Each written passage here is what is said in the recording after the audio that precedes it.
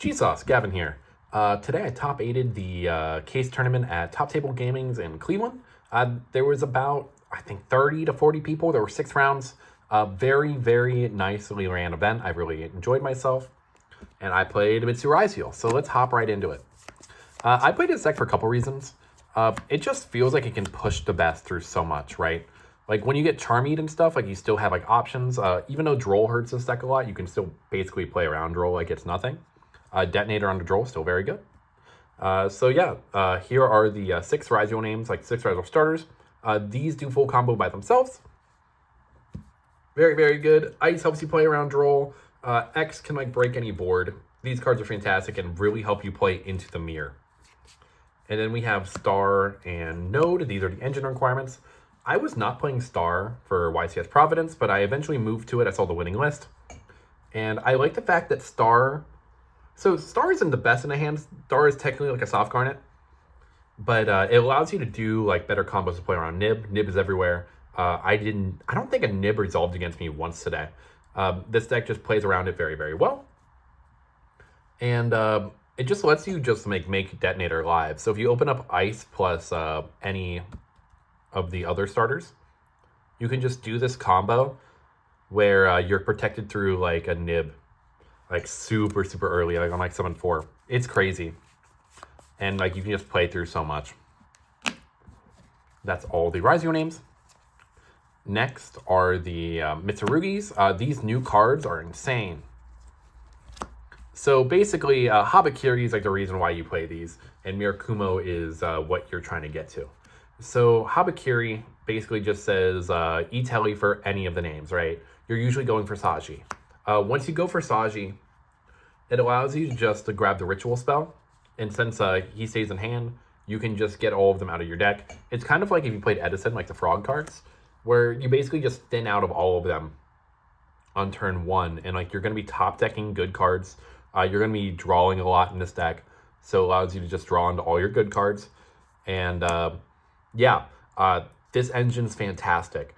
One Habakiri does everything in the deck. So does technically Saji and Aramasa, but you don't really want to see these. These are technically like soft garnets. But yeah, these cards are crazy. Next are the hand traps. So I play 6 Charmies. And the reason why you play 6 Charmies is that these don't really act as like, they're hand traps, right? But they're mostly floodgates, where half the time when you activate them, it just puts your opponent at like unease. And they're like, oh, you have it. But like, if you've been playtesting the decks a lot, it allows you to do a bunch of crazy shit. Like you'll know how to like play around these. You'll know the boards you need to end on to like actually beat these. And there's a combo in this deck you can do where if you get hit with like double of these, you end on it, your opponent can't beat it with engine. So this is like very, very nice. And like a lot of people don't know that like half the time you want to play through these anyway. So like they're just ending on half boards, and like this deck can crack any half board. So this really helps you for your, this helps your deck a lot. Next are Triple Droll and Walkbird. I know this might seem crazy, right? Why are we playing Droll and Walkbird in the same deck that we're playing Charmies in? In theory, it really works because you can just lead with one of these, and if they stop it, now you can draw them. So in draw phase, you can just go like, oh, okay, Perulia, and then they hit you with Ash. So then as soon as they search, you draw them, and they're like, oh, okay, like you had it. Like, okay, but like you also Ash my Perulia, right? So these don't seem like they work well together, but like they really do. Then we have Triple Ash, Triple Imperm, and Double Nib. The reason why we don't play Triple Nib is because you're basically, like you want to draw this off the Charmies, right? Like you want a card that you can just draw into. And this was the one of my choosing. Maybe you want to play 3, but I'm at 42 already. And I like being at 42. I don't really think much changes there. I've been liking 2 Nib as it is. In the OCG, they've been doing that for a while with like Max C, where they play like 1 or 2 Nibs. And I think the theory is very sound. Next are the consistency cards. We're playing double 7th Tachyon and 1 Bonfire. I think all in all, I'm playing 16 starters. If I add the 3rd, 7th Tachyon, that'll bump me up to 17. So yeah, I'd really much like that. I only have 2, so I've been playing with it, but maybe I can play an Ascension, maybe something else there. I don't know. Again, I'm at 42. I don't know if I want to cut another hand trap, especially with siding patterns. But yeah, this has been working out pretty well. Tachyon's a crazy card, and so is Bonfire. Like, they both just say search X, and of course, if you have X, you can like do anything in the game. Next, we're playing Triple Prayers. Prayers is fantastic. This is probably like the best Mitsu card. I know I said that about Habakiri, but the fact that Prayers lets you tribute one. So like if you tribute the ritual, like you're still getting a search, you're still doing everything. This is what makes Saji so good and so much better than the other ones, is that the monsters you search are fine, right? But like all the monsters you search search Habakiri, send Saji, and then you get to this. Like this is basically what like makes the deck work. Just being able to have like a random tribute on the opponent's turn is very, very nice. And then the engine requirements. You only need one ritual. You're getting to it in combo. You're recycling it. There's an argument to play like multiple. I played 3 at the YCS. I think like the pure deck is also very good for playing 3. There's lots of advantages to playing 3. Honestly, 1 is fine. And same with Cross. I've seen a lot of lists siding this, or like they side it out. I really like to keep it in my main deck, especially with how this mirror works, where you're going back and forth a lot. You want the Cross to be able to like secure you to victory. So I always keep this in. And yeah. Next we have Called By and Cross Out Designator. I crossed out the guy today, and then he was like, oh, I can't believe you had it. I'm like, okay. Like this card just kind of is crazy off the tilt factor alone. But yeah, very, very good cards. You want to be able to securely make sure your combo goes through. And that puts us at 42. They're also like very easy side outs. Next is the extra deck. 1 Dynamundo. Because you're playing ritual monsters, this card's crazy. If you don't know what this is basically just like SP Little Knight on crack. You shuffle back a ritual monster, and then you like target a monster in the field, and you shuffle it back. And then on your opponent's turn, you tribute this, and you bring back out Mirakumo. Again, crazy. 1 SP Little Knight. A lot of people aren't on this card, but I like it. I wanted to try it out. Card hasn't come up yet, but in testing, it's been very, very good. Gets your Eclipse Twins back live. It gets just helps out like a bunch of like weird boards. There were times at the YCS where this came up a lot. And then for the XYZs, which is the next 13 cards. Detonator, Duo Drive. You still play 2 because there's still some lines where you want to send this. And the second one does come up for like negate purposes.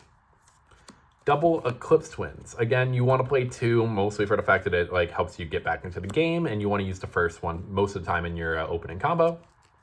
Masquerade. This is what you show off of Tachyon. Dugaris. This helps you like draw through everything. It's probably like one of the better rank 4s.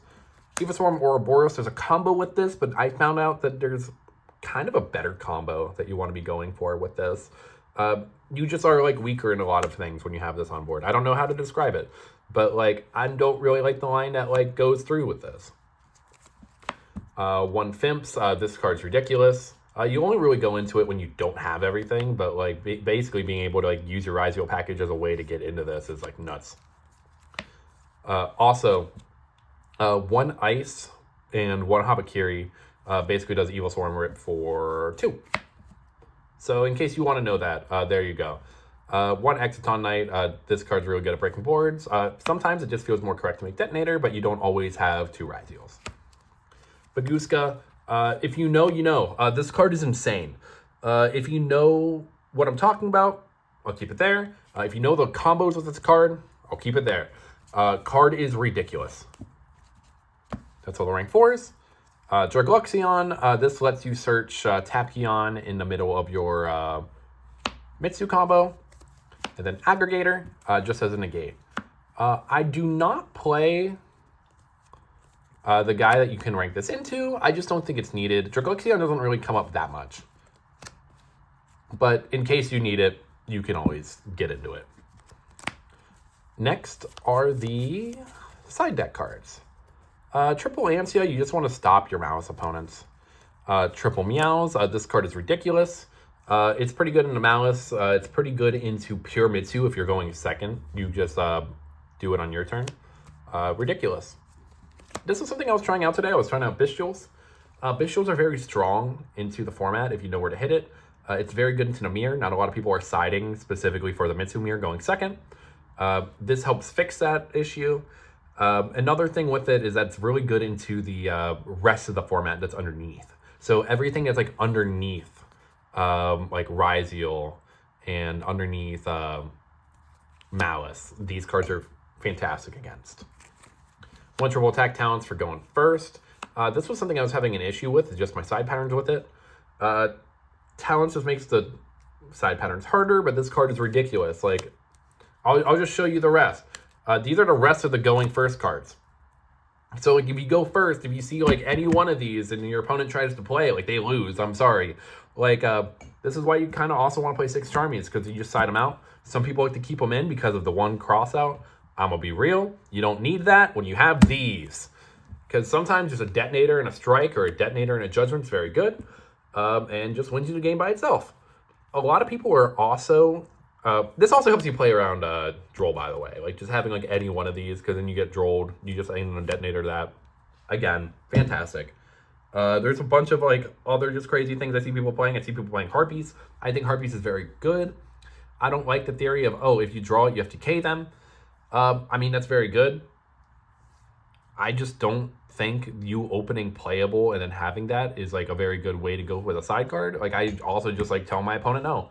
I also just like, I mean, okay, I'm lying to you. I'm playing Purification, right? But Purification searchable. I don't know. I'm not the biggest fan of Harpies. I see why people are playing it. But I also like just having 6 Solemns as well. And yeah, that is the deck profile. This deck has been very good to me. I've been doing pretty well with it online as well. Deck's been fantastic on rated. Other than that, shout out Team Pie for Life. Shout out to all my friends who I saw up in Cleveland today. It was a very, very fun event. Shout out to all my opponents as well. You guys all played very, very well and made today probably one of the most fun events I played in a while. Everyone was very nice. Everyone was very kind, which is something I can't say about every event I've been to. So yeah, thank you guys so much for watching. If you have any questions about any of the Mitsu lines, let me know in the comment section down below. We'll try to answer everything. And yeah, peace out.